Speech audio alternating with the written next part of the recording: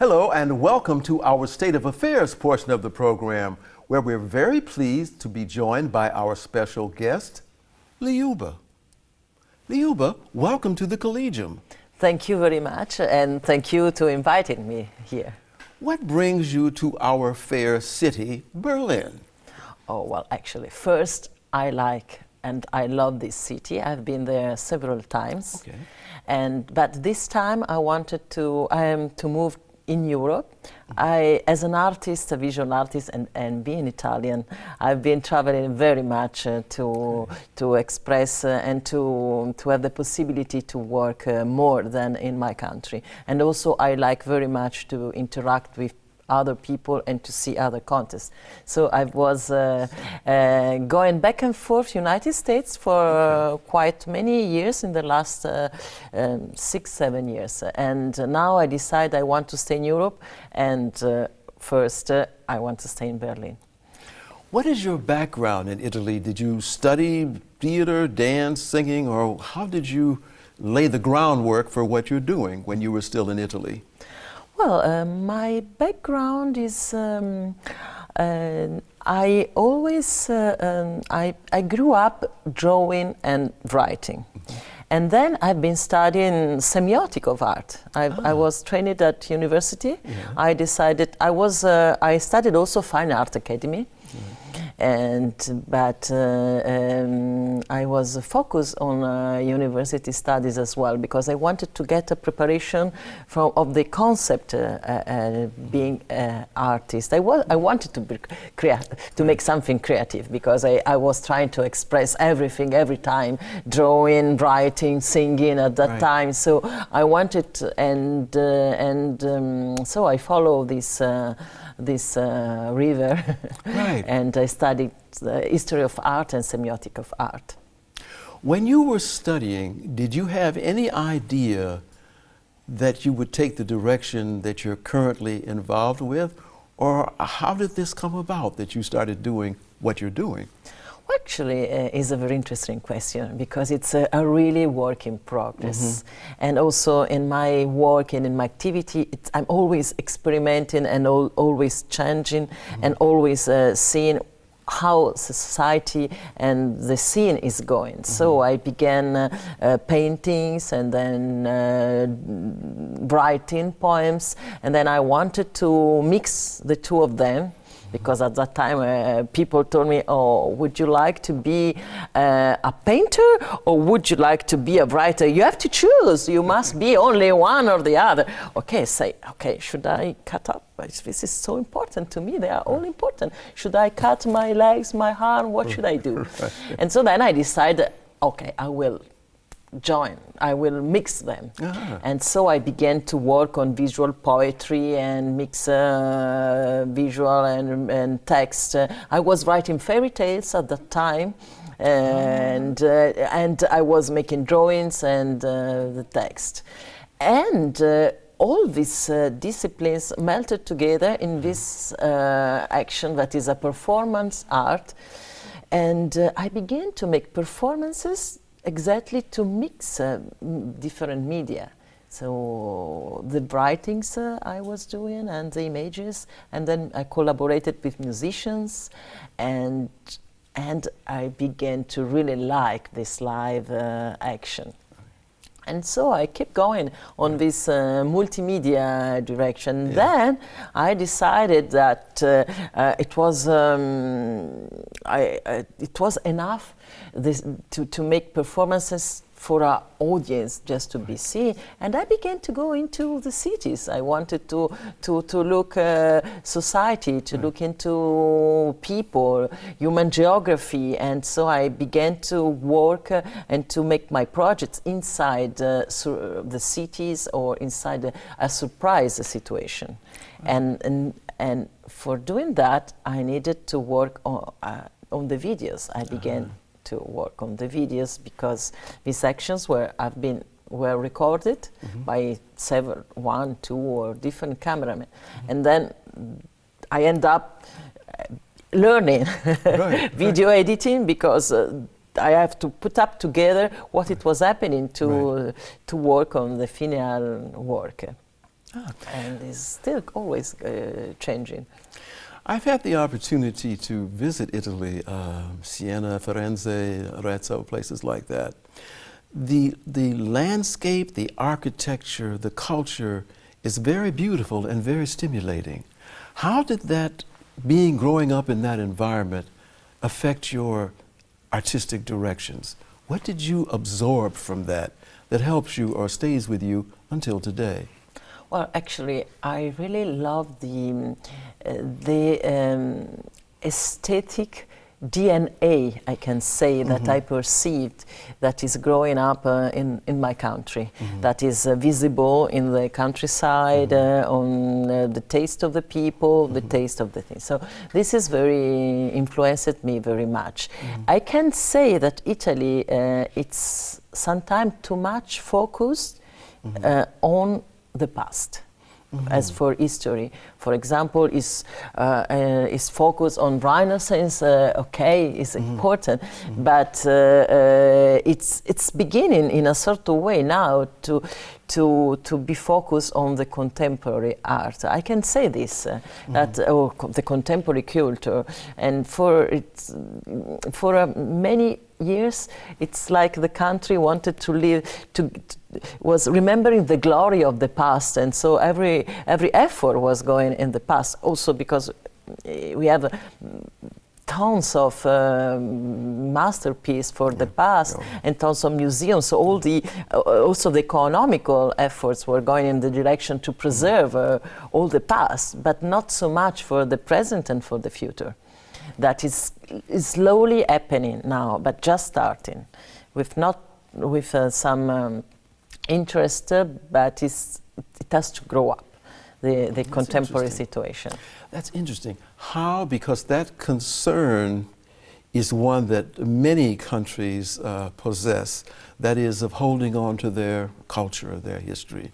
How do you suggest that be combined with the kinds of things that you're talking about, say the new directions or the possible experimentation? Particularly, it could be with mature artists, or it could be with young people coming along. How do you think that's going to be? How's that going to be worked out to combine both? Having had my experience either in Italy and outside of Italy, I see that it's important that the contest helps young people or also older people to create and to dare to build up their dreams. And we are passing through a time in Italy that is not simple to cultivate dreams. And this is not so, it's not so simple for the people. So I think that to develop all this, we need to, that people begins to believe in culture and in arts, and that can be a really social way of changing. Well, you've traveled, you grew up in Italy, and you spoke about your travels to the United States, and now you're here in Berlin. What have each one of those, the other two, and you've traveled other places too, what did they give, what did they offer you? What did you gather from them? What did you absorb from those cultures and those experiences? I love traveling. I love traveling, especially because I love this sense of feeling at home in every place and welcoming every other simulation of all different cultures. So what I think it's more important to me, but maybe in general, of the traveling and to being in different places is to open your mind to others people, cultures, others people, being others people, tradition, but to see that at the the most important things are the same for everybody. Ah. So I feel really at home, I was feeling at home in New York. I've been living in Brazil for a while when I was 20, and I loved Brazil. I was thinking, oh, I'm born there, I'm born here. And when I'm in New York, wow, I love New York, I love now I love Berlin. Sometimes it's quite difficult because you don't know where you want to stay. Right. But I really love this sense of universality, that we are all the same. Human beings have the same problem, the same joys, the same love, and there are some differences. But I like to really much to perceive the unity among differences. Mm. And with this understanding that you have of the shared needs and loves of people in various parts of the world, how do you, as an artist, as a creative person, how do you share that information with the general public or with other people so that they begin to see that they can compare themselves with the kinds of descriptions that you just made, the kinds of experiences? Yeah, it's exactly one of the direction that I'm going to with my work is like to talk about people. Yes. I mean, when I was talking to you about the projects inside cities, I was performing something unusual with some symbolical sign, but then my videos focus very much on the people that react to the performance, and so the same performance performed in different countries leads to different reactions and different portraits of cities, of people.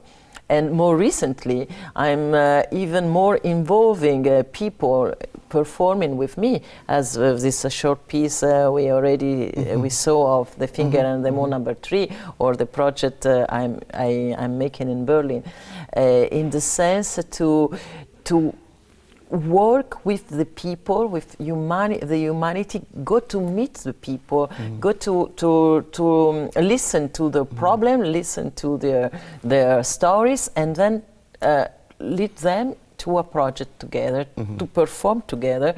That it's the point of the iceberg, the performance, the process of meeting, and to get the people be comfortable and to make a symbolical action. I think it's very important in this moment in my part of the work. But all my videos are talking about, and my projects are talking about people in a symbolical way as well. Well, you just worked on a project with people that have come from other countries and are seeking to establish themselves in Italy and in Germany and many countries in Europe and elsewhere. How do you find the way with your work to communicate with the general population, the general public, that these people who want to be a part of European or North American societies, how do you communicate to the people that these newcomers are going to contribute something worthwhile to the society, or have the potential to contribute something very worthwhile? My contribution at this issue, that I think it's very touching and it's very important, it's first to go to meet people, to meet the people and to listen to the stories. And the second point is to give a symbolical space, a performative space, creating an action together with normal public to feel the unity and the uguaglianza, if I can say in English, of the people, and so to focus on the equal rights that everybody in this world has, and to focus on the equal dignity and the equal life we are trying to live, everybody. So the idea is like to give voice, bringing these people together in a public space and performing silently together to be a signal of unity and acceptance.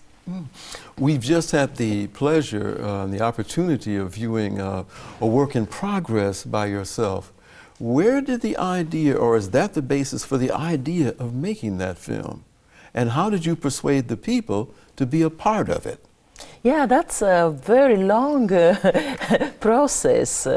And I was dreaming of having people of different belongings, different religions, join together and meditating ensemble in a different way.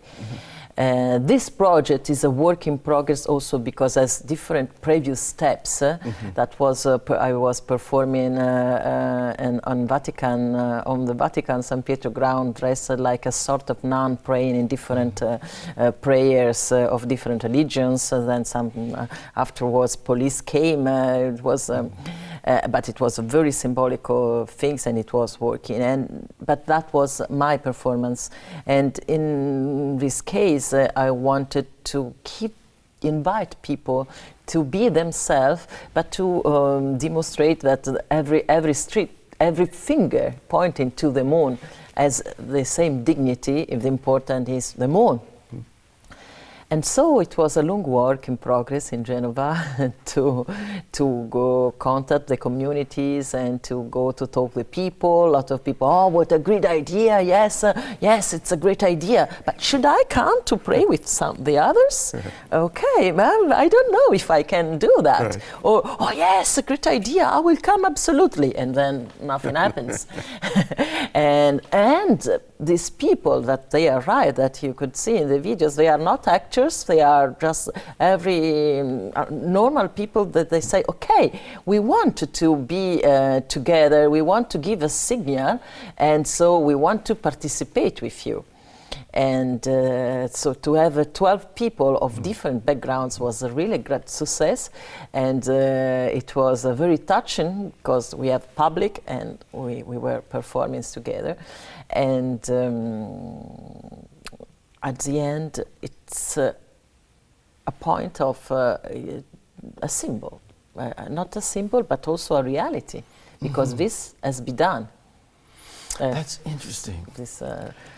Because you mentioned, I think, the Vatican, and when you talk about this kind of direction, isn't there a new Pope who also has similar directions in terms of what he's bringing to the world, and also he's influenced many people to be very responsive to the kind of ideas that he has in mind, and also yourself. Where is the relationship between what you're doing and what he's espousing and what he wants for the world? Oh, I think this Pope is very opening. It's very open and it's opening. When I was performing in Vatican ground, it was in 2009. So the Pope was it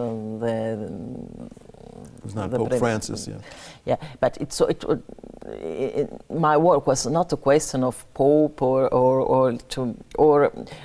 I went to the Vatican ground because it was like a signal of a very important mediatic place for religions. And then I wanted that in this place someone that was looking like a nun but was not a nun, because the dress was built with a stylist with little details of all the religions. So this sort of nun was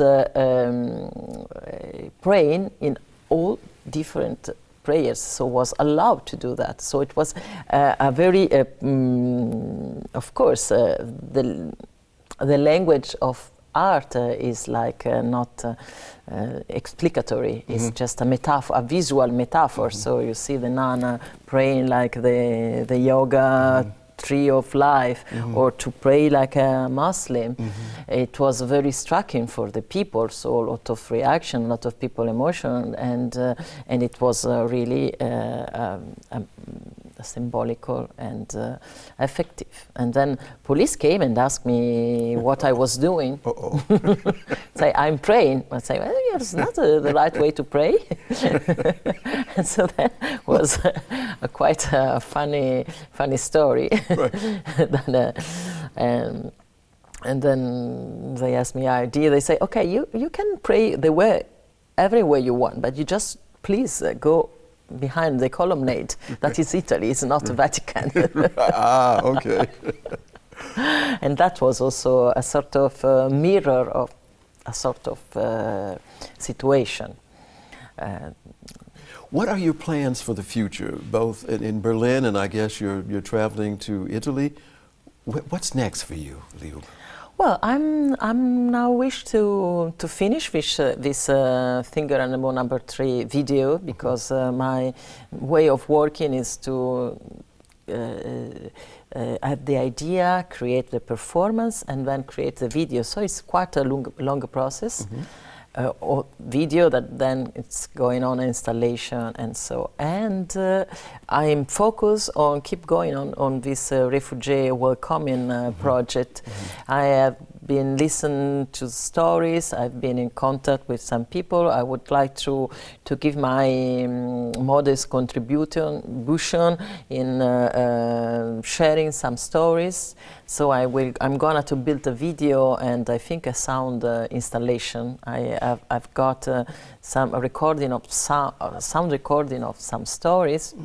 And concerning this issue, for example, in Italy we don't know the media, the country and the media don't say what is going on in Berlin concerning this fighting, this camp and the refugee. We know that there are desperate people arrive in Lampedusa and with this bad travel and with this a lot of people in the boat. So everybody's trying to help and.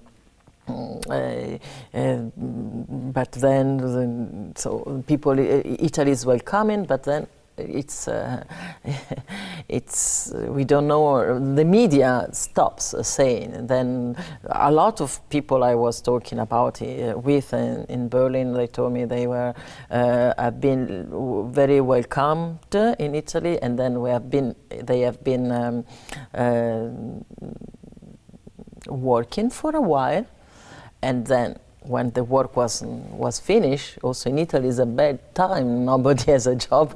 Actually, a lot of people is losing their job, so they moved here. But we don't know, the Italian media don't focus on what is going on. So I would like to give some information in an artistic way about these people, that their right and the right to stay and to stay in this in Europe or wherever they want to stay, to escape wars in their countries. Well, LIUBA, thank you very much for sharing your creative aspirations and accomplishments with us here on the Collegium, and we look forward to speaking with you in the future. Thank you very much for your invitation. It was a pleasure to be here. So stay with us, and remember you are participating in what else but the Collegium.